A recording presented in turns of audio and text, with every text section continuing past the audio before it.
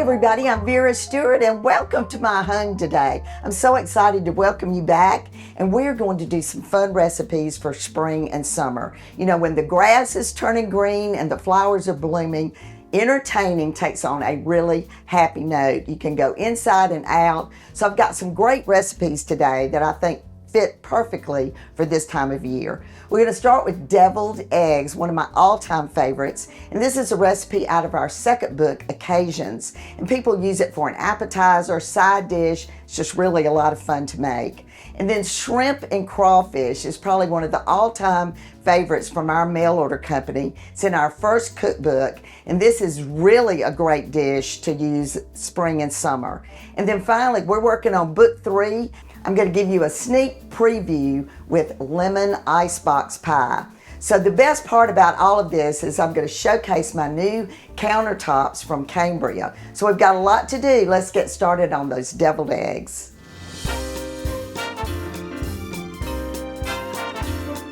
All right, so this is absolutely one of my family's favorites. I don't know that Granny V ever has the family over without deviled eggs in some capacity. So this is really a great recipe. It's from our second cookbook, Occasions. And the picture of me with the deviled egg tray in that book is one of my all-time favorites. Peter Frank Edwards out of Charleston did our photography for the cookbook, and it's just a fantastic picture. All right, so let's get to the secret of the perfect hard-cooked egg. And you know, in the South, we all say hard-boiled eggs. But when I was in college at the University of Georgia in Family and Consumer Science, they said, you can't boil an egg, it's a hard-cooked egg. But you know, that's really difficult for all of us to say. But actually, that's the proper way to say it. So what I like to do is use a Dutch oven, especially if I'm going to do a dozen or more. And if you're going to do this, you might as well do a dozen and have 24 eggs because they are great in the refrigerator left over. But you want to put them in the Dutch oven, and then I fill it to the absolute top of the egg. So that's why I don't put the water first, because I want to have just the right amount of water just to barely cover the top of each of the eggs. Then you put that on a hard boil of the stove, and I like to listen to see if those eggs are dancing yet. That's when I know that it's time to turn the heat off and put the timer on 20 minutes, and they sit in that hot water for 20 minutes. Once you know that's complete, then pour the hot water off, pour cold water into the pan, and then I let the water drip a little bit to actually peel the egg. And just the peeling just comes off amazing. I absolutely love this technique, and I hope you'll try it. All right, the next thing is to cut the eggs lengthwise in half. And then I just pop the yolk, you know, right out. And even if a little bit stays, you just take your finger and pull that off. And see how bright colored the yolks are? And one of the things that I love to recommend is that you pop the eggs out, you know, basically as soon as you're finished peeling them, because the sulfur and the gray starts, you know, with the oxygen hitting it. It also, if it stays with the egg too long, you're also going to get that grayness. So once you've done that, just take a fork and just start mashing them until you've got kind of a small grain look to the egg yolks. And I've got all of my other ingredients already measured out. We've got yellow mustard, we have Durkee sauce, we have Hellmann's mayonnaise, and we have Wickles pickles. So I am a little brand specific in this recipe, but you can make it your recipe whatever way you want to do it. Some people like to use sweet relish. I just like a little bit of heat in the Wickles relish. But just like any other recipe, the size of the eggs are going to vary, just like the size of potatoes when you're making potato salad. So keep that in mind when you are adding your ingredients. I'd rather see you not add quite enough than add too much because you can't take it out. All right, so the Durkees I'm going to do, and I give you some specifics in the recipe, but we're going to start with this and mix it up and see how that does. A little bit extra on the mayonnaise, and then a little bit of the yellow mustard. Right, so let's just give that a stir and see if we're getting to the right consistency. Oh yeah. Well, you can tell I've made this a few times. So once this is stirred together, of course, you'll add a little bit of salt and pepper, and I want to recommend that you go easy on the salt because the Durkee sauce is a little bit salty, so you won't need quite as much. So during the break, I'm going to get these filled, and then when we come back, we're going to get started on the shrimp and crawfish, which will be your new favorite to serve to your family. So come back with me in just a few minutes.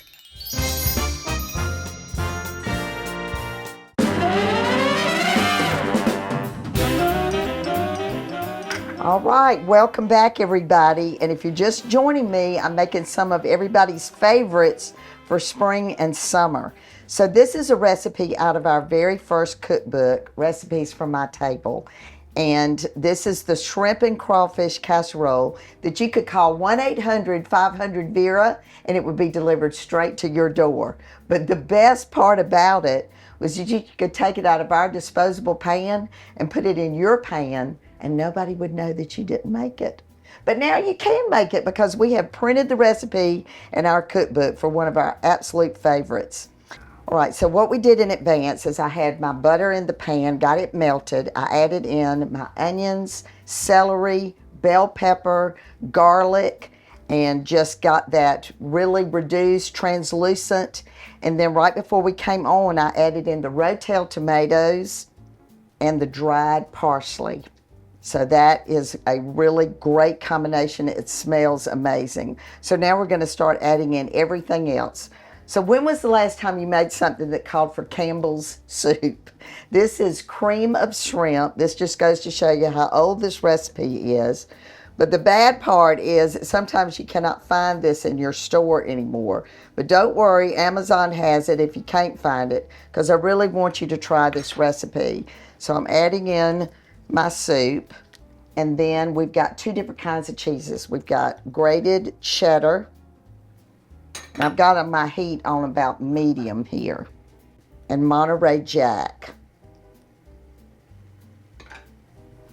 And then a couple of really good seasonings to go with this are black pepper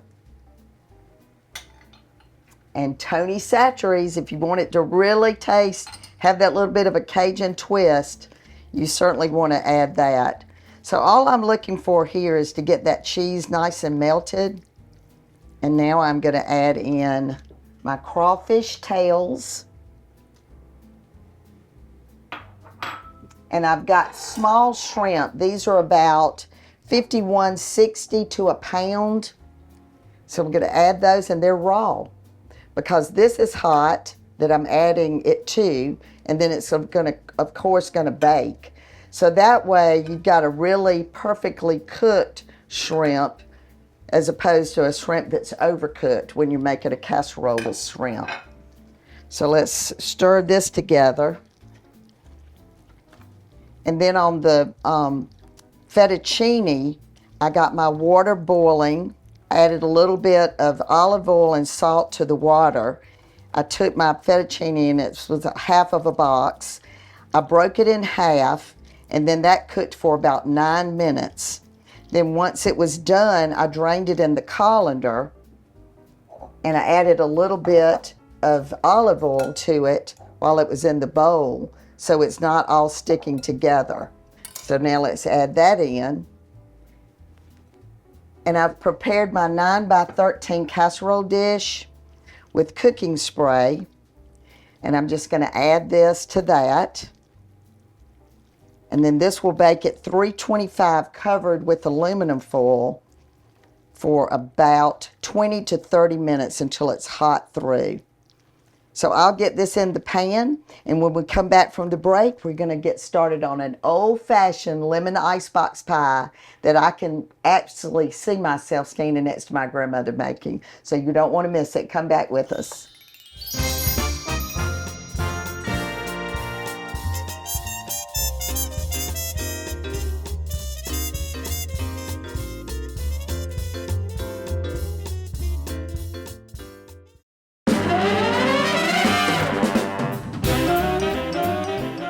Welcome back, everybody, and we are making really amazing spring and summer recipes today. And I'm almost going back in time with some of these. As I said earlier, the deviled eggs, I don't think I ever have anything that I don't make that. The shrimp and crawfish is completely amazing, and everybody loves it. And then this pie really takes me back to my grandmother. And this is a sneak peek to the third cookbook, the children's cookbook that comes out in May of 2026.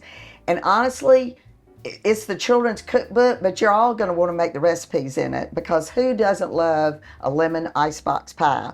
So I had a little bit I had to do in advance. We started with the pie crust, and we love to make a homemade. So you can get those graham crackers, just crush them up in a Ziploc bag. We did that. We added a little bit of sugar to it, and then melted butter. And you just mix that with a fork. Pour it into your regular, not deep dish, but regular pie pan. And then I just spread it out with a spoon. And then I took the back of the spoon and kind of pressed it around the edges to get it just right. This goes into a 350-degree oven for 10 minutes, and then you let it cool. And once you've done that, you're ready to make your filling. So here I am with my sweetened condensed milk. I'm going to add in my egg yolks. And we're saving the whites there in the refrigerator because we're going to make an old school meringue to go on top of this. All right, so this is the freshly squeezed lemon juice. And one of the things that I love to say about Cambria is I don't have to worry about this lemon juice landing on the counter. It's not going to affect it one iota. Just like the deviled eggs earlier, if that sulfur hits this countertop, it's not going to touch it. All right, so lemon zest, freshly zested lemon. So I took my lemon, I cleaned it off really well with my veggie wash, and it is amazing the difference in how waxy that lemon was when I started and how it feels when I finish using the veggie wash on it. But now it's perfectly clean. I just took my zester and got it nice and finished off. And you know, more is better than less in terms of lemon zest in a pie like this. So if you want to just zest the whole lemon and use it, that's what I recommend. All right, so now I've got my wire whisk, and basically all we're doing here is combining everything. But make sure you use a bowl that's large enough that you can get that hand in there and get going with that motion. So once this is completely combined, and again, these are things, this is in the children's book, that they're learning. They're learning how to zest a lemon. They're learning how to get that pie crust in that pan and take a few minutes and do it properly. Now we're doing this, and they're understanding how a lemon and eggs is going to make this filling get really thick and beautiful. Okay, we're almost there. Okay, so now I'm going to bring this over and just pour all of this filling into the pan. Ooh, y'all, this just brings back so many memories for me, because this was one of my grandmother that I'm named for's favorite desserts. She loved a lemon icebox pie. And this time of year, especially if we're having seafood, you know, the lemon is just the perfect dessert at the end. Okay, so spread, see, it's perfect. Fills up perfect. Okay, I'm going to put that on a sheet pan, get it into the oven on 350 for 15 minutes, and then we'll get started on the meringue.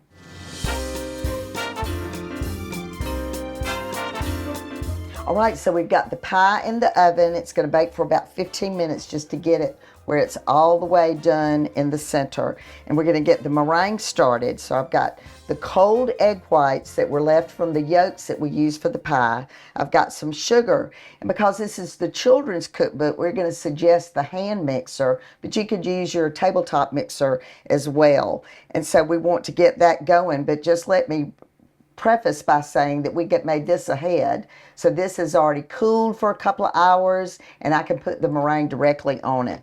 So I'm going to start with a really high speed here.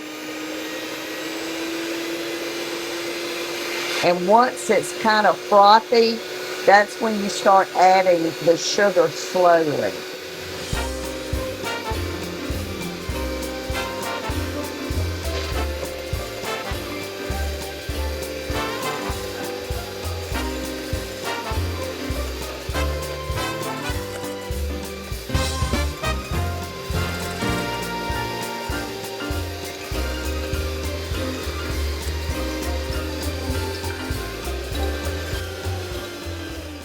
All right, I think we've got our stiff peaks right there. And I've got the pie ready to go. I'm going to spread this on and do some really nice peaks. I've got the oven on broil, and we're going to get this nice and golden brown on the top. When we come back from the break, I'm going to show you how to beautifully plate, have some really fun adaptations to what we've done today for your presentation.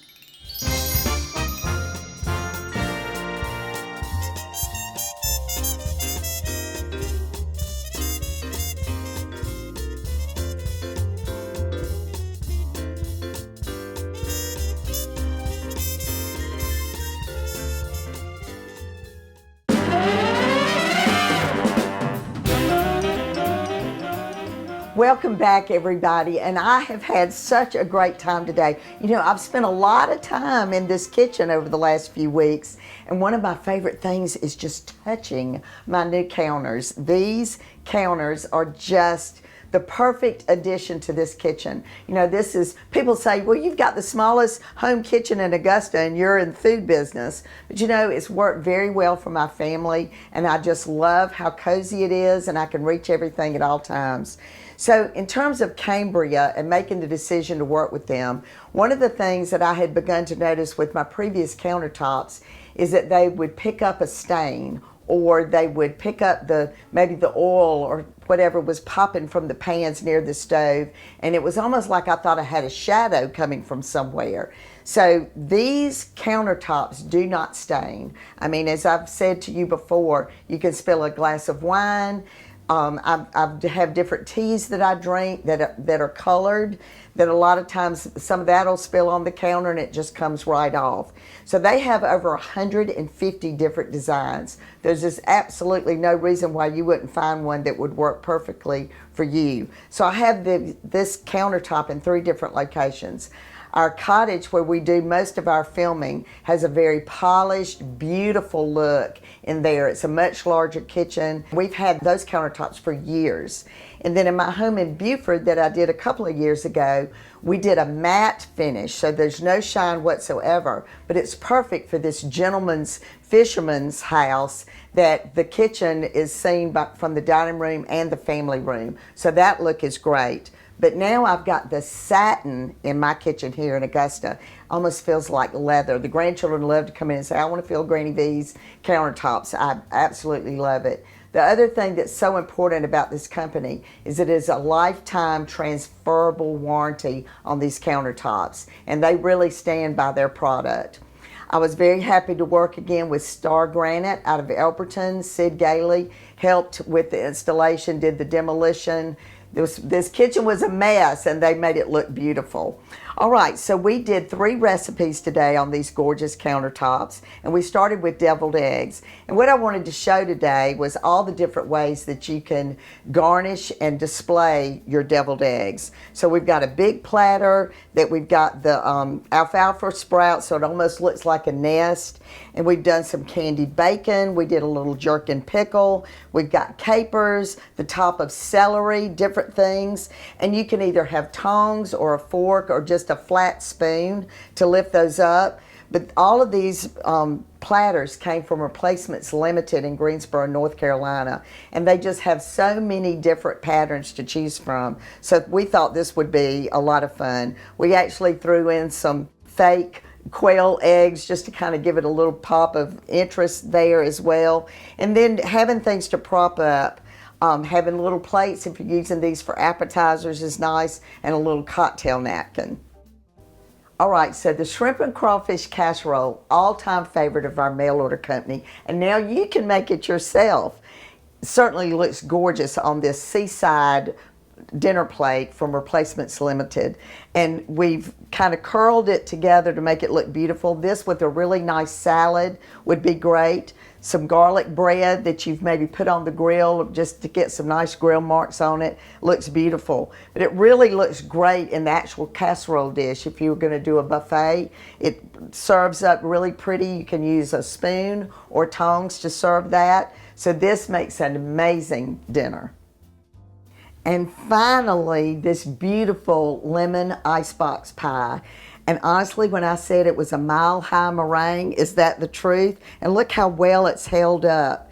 So one of the things that's very important about this is to make sure that those egg whites are frothy before you start adding the sugar, and just go slow, take your time, make sure you get those stiff peaks, and then you're going to be able to make the peaks to go under the broiler, and it's going to hold up in the refrigerator because that's where this has been since we finished. So I certainly want to thank Cambria today for everything that they've done along the way with me, with beautiful countertops to work on.